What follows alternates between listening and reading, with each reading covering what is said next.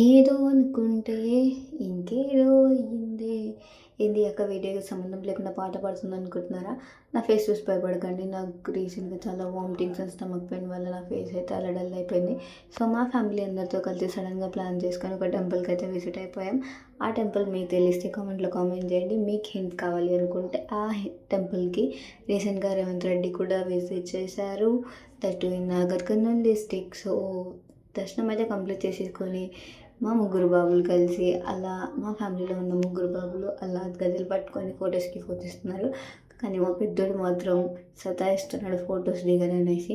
So, చూడండి ముగ్గురు ఎలా ఆడుకుంటున్నారో. అండ్ ఫైనల్‌గా పిల్లలున్న చోట జాతర తప్పదు కాబట్టి జాతర అయితే చేసేసుకున్నాం.